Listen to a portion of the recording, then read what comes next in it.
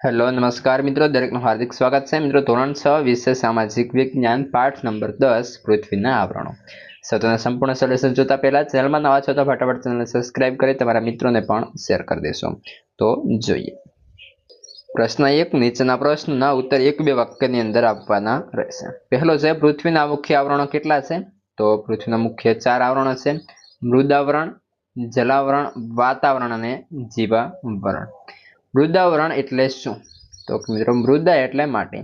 પૃથ્વીનો ઉપરનો પોપડો સામાન્ય રીતે માટી અને ઘન પદાર્થોનો બનેલો છે. તેથી પૃથ્વીના સપાટી પરના ભૂમિભાગને મૃદાવરણ કહે છે.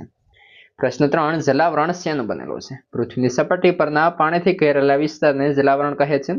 તેમાં મહાસાગરો, સમુદ્રો, ઉપસાગરો, સરોવરો, તળાવો, નદીઓ વગેરેનો સમાવેશ થાય છે. પ્રશ્ન 4. વાતાવરણના મુખ્ય વાયુઓ કયા છે? Nitrogen, oxygen, ozone, carbon dioxide વગેરે વાતાવરણના મુખ્ય વાયુઓ છે. પ્રશ્ન 5 છે, જીવસૃષ્ટિમાં કોનો સમાવેશ થાય છે? તો કે મિત્રો, જીવસૃષ્ટિમાં મનુષ્યો, વનસ્પતિ અને પ્રાણીઓનો સમાવેશ થાય છે.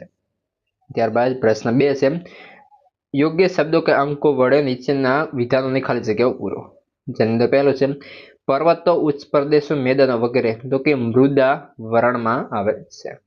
ત્યારબાદ આગળ, પૃથ્વી સપાટીથી આશરે તો કે 800 થી 1000 કિમી સુધી વાતાવરણ વિસ્તરેલું છે. 3. વાતાવરણમાં નાઇટ્રોજન વાયુનું પ્રમાણ સૌથી વધુ છે. મૃદાવરણ તો કે મિત્રો 800 થી 1000 આ પ્રમાણે થશે.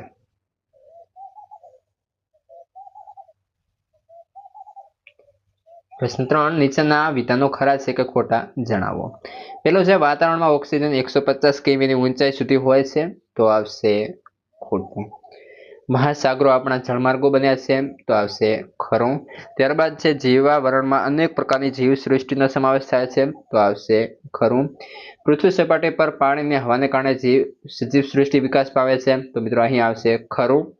ઓઝોન વાયુ સૂર્યના પારજાંબળી કિરણોથી પૃથ્વીના પરના સજીવોને બચાવે છે. તો આવશે સાચું. પ્રશ્ન 4. ટૂંક નોંધ લખો. વાતાવરણ.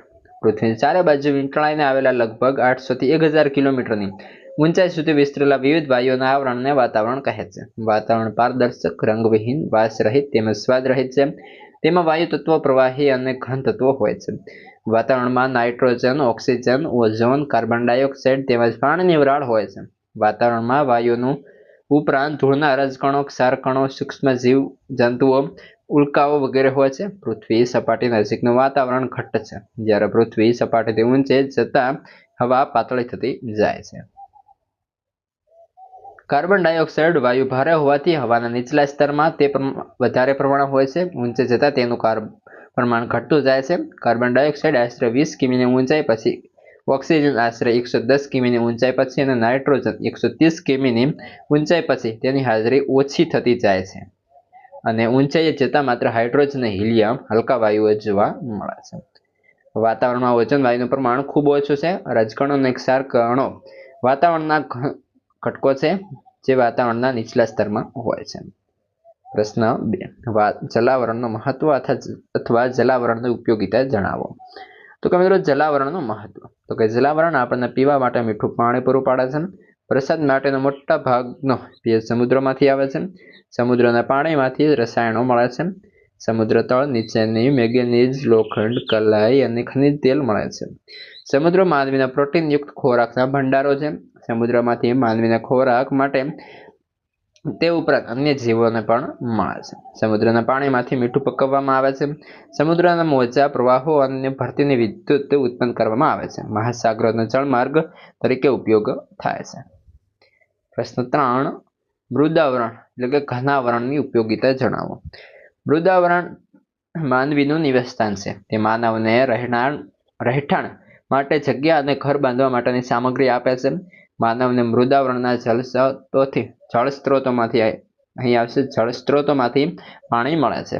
માનવી મૃદાવરણ પર ખેતી કરી વિવિધ પાક ઉગાડે છે તેમજ ઉદ્યોગ, ધંધા અને અન્ય આર્થિક પ્રવૃત્તિઓ કરે છે. મૃદાવરણ વનસ્પતિ અને પ્રાણીઓનું નિવાસસ્થાન છે. મૃદાવરણ પરના જંગલો, ઘાસના મેદાનો, પ્રાણીઓ વગેરેનો વિવિધ પ્રકારે ઉપયોગી છે. મૃદાવરણમાંથી મળતા ખનિજોનો ઉપયોગ અને બીજી રીતે પણ થાય છે. માનવીના અસ્તિત્વ અને માનવ સંસ્કૃતિનો વિકાસ મૃદાવરણને આભારી છે. મિત્રો આ તો સંપૂર્ણ સોલ્યુશન. હવે આગળના સ્વાધ્યાયનું અને અન્ય વિષયનું સોલ્યુશન ચેનલ પરથી મળી જશે.